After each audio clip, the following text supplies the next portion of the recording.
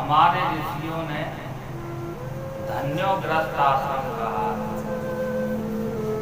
गृहस्थ आश्रम जो है बड़ा महान है, बड़ा बलवान है, बड़ा शक्तिवान है और पूरा संपन्न है यह आश्रम। और इस आश्रम की जो नींव है वो पति पत्नी है। पति पत्नी जब मिलजुल करके रहते हैं, पति पत्नी जब एक होकर के रहते हैं,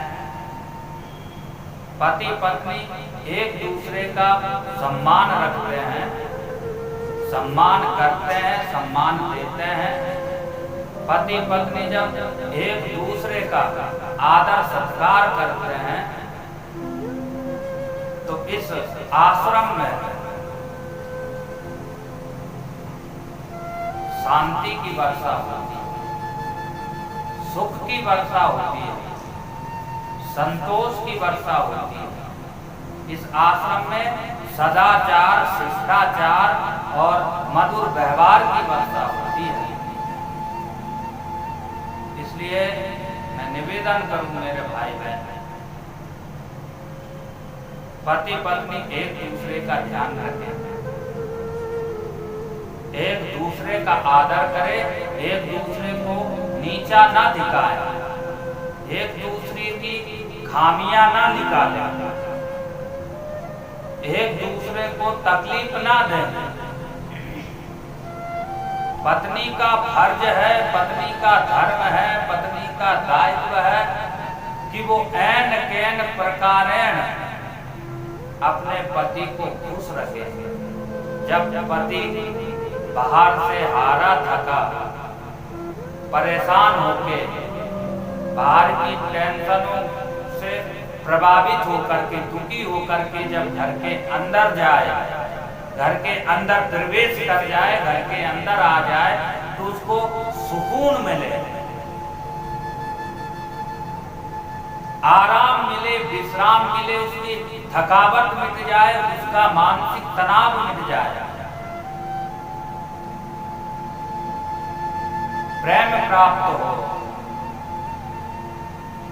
सहकार प्राप्त हो, सहयोग प्राप्त हो, आत्मीयता मिले, संवेदनाएं मिले, कल्पनाएं, चेष्टाएं, ये सब ऐसी उसके ऊपर वर्षा की तरह बरस जाए कि वो अगर टेंशन में भी तप रहा है, हताश, उदास और निराश, हारा, परेशान है, तो तुरंत विश्राम मिल जाए।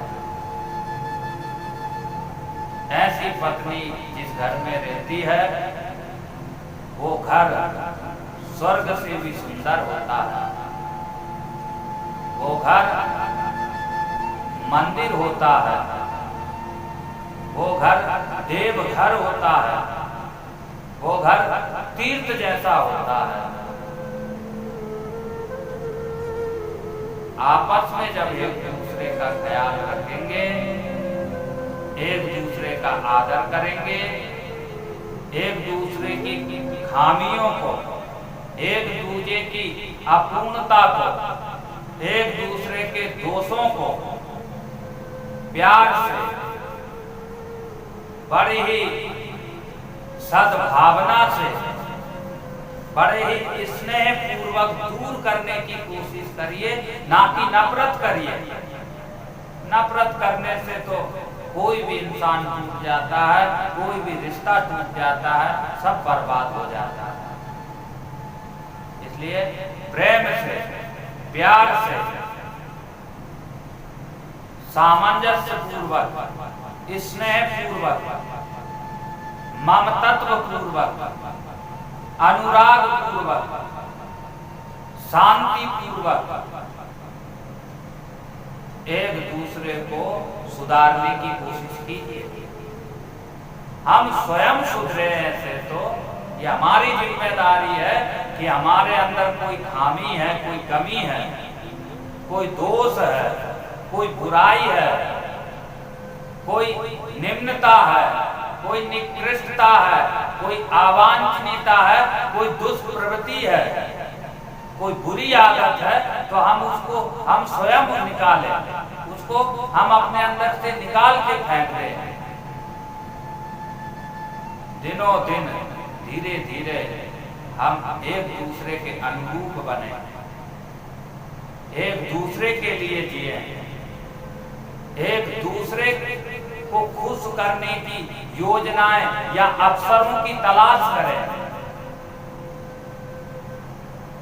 कि मेरा पति अथवा मेरी पत्नी कैसे खुश रहे, कैसे प्रसन्न रहे, कैसे हंसती और मुस्कुराती रहे या मुस्कुराता रहे। ऐसी कुछ तलाश कीजिए, ऐसे मौकों का, ऐसे अवसरों का चयन कीजिए। इससे पति पत्नी में आत्मीयता पनपती है, सामंजस्य की वृद्धि होती है, एकता की ताकत बढ़ती है। धन्यो ग्रस्त आश्रम, ये ग्रस्त आश्रम, गृहस्थी होना किसी तपस्वी होने से कम नहीं है। घर परिवार को चलाना किसी राष्ट्र चलाने से कम नहीं है। अपने घर परिवार को चलाना ये बहुत बड़ी जिम्मेदारी है, ये बहुत बड़ा कर्तव्य है, ये बहुत बड़ा दायित्व है, ये बहुत बड़ा जो है संघर्ष और चुनौती है।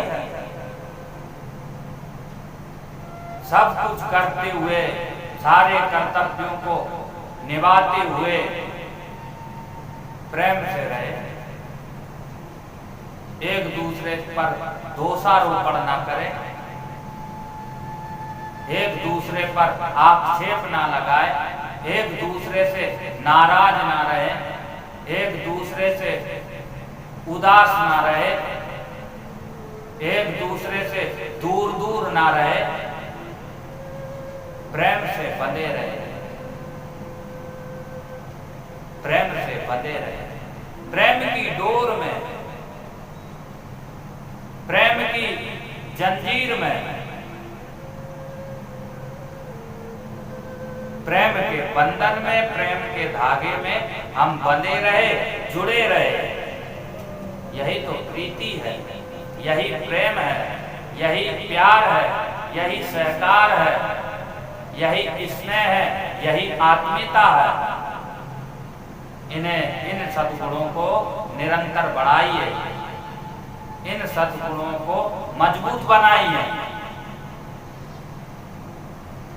मैं निवेदन करूं मेरे भाई बहन, प्रेम जब अनंत हो गया तो रोम रोम संत हो गया, तो रोम रोम संत हो गया। जब आप प्रेम से रहने लगेंगे, अपने घर में प्रेम की वृद्धि होने लगेगी, अपने घर में प्रेम बढ़ेगा, प्यार बढ़ेगा, सहकार, स्नेह बढ़ेगा, ममतत्व बढ़ेगा, तो निश्चित रूप से घर में शांति, घर में संपन्नता, घर में वैभव, घर में विश्राम और आराम बढ़ेगा। निश्चित रूप से जो चाहोगे वो प्राप्त होगा। जो सपना आप देखते हैं, जो सपने आप देख रहे हैं दिन रात कि हम ऐसे बन जाए, मेरे पास भी बैंक हो, बैलेंस हो, मकान हो, दुकान हो, मेरा भी नौकर चाकर हो, सब कुछ मेरे पास में हो, जो होना चाहिए वो सब आपको भी मिलेगा। पर कब? जब पति पत्नी में आपसी तालमेल रहेगा, पति पत्नी में समझौता की भावना रहेगी, पति पत्नी में एकता रहेगी, पति पत्नी में प्यार रहेगा, सामंजस्य रहेगा, स्नेह रहेगा, आदर रहेगा।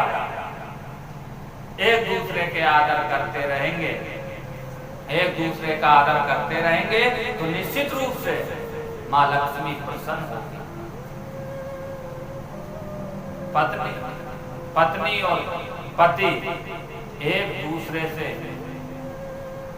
अनुपम अभूतपूर्व प्रेम करे, कभी ना मिटने वाला, कभी ना खत्म होने वाला प्रेम करे, ऐसी प्रीति करे। आप देखते हैं ना, माताएं बहनें इस बात को ज्यादा अच्छी तरीके से समझेंगी। जब हम बटलोई में दूध चढ़ाते हैं, दूध गर्म करते हैं चूल्हा पर, तो दूध कब तक नहीं उबलता है, कब तक बाहर नहीं आता है, जब तक उसमें पानी रहता है। पानी जीवंत रहता है दूध में, पानी खत्म नहीं होता है, पानी जल नहीं जाता है, तब तक दूध बाहर नहीं निकलता है, उबलता नहीं है, उफान नहीं मारता है। और पानी क्यों मिटता है दूध के लिए, क्यों जलता है दूध की रक्षा करते करते क्यों मिट जाता है, क्यों? क्योंकि पानी जानता है, जल जानता है कि मेरी कोई कीमत ही नहीं थी, मेरा कोई अस्तित्व ही नहीं था, मेरा कोई मोल ही नहीं था, मेरी कोई भक्ति ही नहीं थी। लेकिन दूध ने जब से मुझे अपना बना लिया है, दुग्ध ने जब से मुझे स्वीकार कर लिया है, दूध के साथ में जब से मैं मिल गया हूं, दूध में जब से मैं घुल मिल गया हूं, जब से दूध के साथ एकाकार हो गया हूं, तब से मेरी कीमत बढ़ गई, तब से मेरा आदर बढ़ गया, तब से मेरा सम्मान बढ़ गया, तब से लोग मुझे जानने लगे, मैं दूध की कीमत में बिकने लगा, मेरा दूध जैसा मूल हो गया है, मैं दूध जैसा कीमती हो गया, क्योंकि दूध ने मुझे अपने में मिला लिया है, मुझे शरण में ले लिया है, मुझे शरण दी है, मुझे अपने नजदीक बिठा लिया है, मुझे स्वीकार कर लिया है। इसलिए जब दूध पर संकट आया, आज जब दूध पर दुख के पहाड़ आए, आज जब दूध पर जो है मुसीबतें आई, तो आज पानी अपना फर्ज निभा रहा है और दूध को बचा रहा है, खुद जल रहा है। बस पति पत्नी का प्रेम ऐसा होना चाहिए, पति पत्नी का प्यार इस तरीके से, इस कदर होना चाहिए मेरे भाई। आप देखते हैं कि जब सारा पानी खत्म हो जाता है, भाप बनकर पानी उड़ जाता है, पानी कुछ नहीं बचता है, पानी का बूंद बूंद खत्म हो जाता है, बूंद बूंद खत्म हो जाती है, तब दूध पानी के बिना जीना नहीं चाहता है। और वो भी उस पात्र से, जिस पात्र में दूध पानी गर्म हो रहा था, उस पात्र से निकल के दूध अग्नि में गिरने लगता है कि अब मुझे जी करके क्या करना है, अब मुझे जीना नहीं है, क्योंकि मेरा साथी, मेरा अपना, जिसको मैंने अपने प्राणों से ज्यादा अपनाया था, प्राणों से प्रिय माना था, आज जब वो ही नहीं है, तो मैं जीकर भी इस दुनिया में क्या करूंगा, किसके लिए जीऊंगा। इसलिए आप देखते हैं कि दूध भी उबल करके अग्नि में गिरने लगता है, जलने के लिए, मिटने के लिए। ये प्रीति है, ये प्रेम है, ऐसा प्रेम।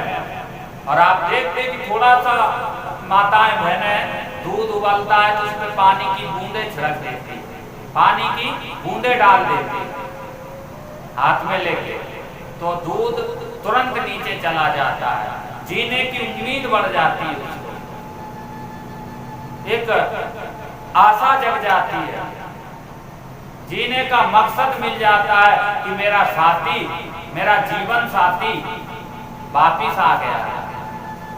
ऐसे करके जो है इस दृष्टांत से ये समझाया गया है कि प्रेम कैसा होना चाहिए। अरे गंगा जी गंगा सागर में मिल करके गंगा सागर ही हो जाती है। दूध में पानी मिल जाता है तो दूध ही हो जाता है। ठीक इसी तरह दो अलग अलग घरों से, दो अलग अलग जगह से, दो अलग अलग विचारों से जन्म लेकर के पति पत्नी एक हो जाते हैं, तो एक होने में पूर्ण रूप से समर्पण की जरूरत है, पूर्ण रूप से विसर्जन की जरूरत है, पूर्ण रूप से एकाकार की जरूरत है। आज रिश्ते टूट रहे हैं, आज रिश्ते नाते टूट रहे हैं, आज तलाक हो रहे हैं, आज रोज घर घर में मारपीट हो रही है, कलह कलेश हो रहा है। क्यों? क्योंकि पति पत्नी में मतभेद है, पति पत्नी में अभद्र व्यवहार है, पति पत्नी में अश्लीलता है, पति पत्नी में तालमेल नहीं है। इन बुराइयों को हटाइए और घर को स्वर्ग बनाइए, घर को स्वर्ग बनाइए। अरे जीवन कैसे जी रहे हो? इस जीवन को देख करके न जाने कितने शिक्षा ले रहे हैं। आपसे कितने लोग शिक्षा ले रहे हैं? आपका बेटा बेटी, परिवार के सदस्य। इसलिए आदर्श बनिए, इसलिए संस्कारी बनिए, इसलिए आप शालीन और शिष्टाचारी बनिए और एक दूसरे का ख्याल रखिए, एक दूसरे का ध्यान रखिए, एक दूसरे से प्रेम करिए, एक दूसरे पर विश्वास रखिए और विश्वास टूटने मत देना मेरे भाई, क्योंकि ये जो रिश्ता है विश्वास पर ही टिका है। ये जो रिश्ता है पति पत्नी का, दंपतियों का, ये विश्वास पर ही टिका हुआ है। इसलिए विश्वास टूटने दीजिए, विश्वास की डोर से बंधे रहिए, एकता के सूत्र में, धागे में पिरो करके एक दूसरे को रखिए, बड़े प्यार से अपना जीवन यापन करिए। ऐसे तो जीवन संग्राम है, पर संघर्ष तो हमको करना पड़ेगा। हिम्मत मत हारिए और मिलजुल करके दोनों बड़ी प्रेम से रहिए, मिलजुल करके बड़े प्यार से रहिए। इस प्रकार से जब आप एकता पूर्वक रहेंगे तो निश्चित रूप से सब प्रकार से उपलब्धियां और सफलताएं आपके आसपास आने लगेगी, आप सफल होने लगेंगे, आपके मनोरथ सिद्ध होने लगेंगे और आपको आपकी मंजिल, आप जिसको तलाश कर रहे हैं, वो निश्चित रूप से प्राप्त हो जाएंगे। इसलिए बढ़ते रहिए, प्रेम से रहिए, मस्त रहिए।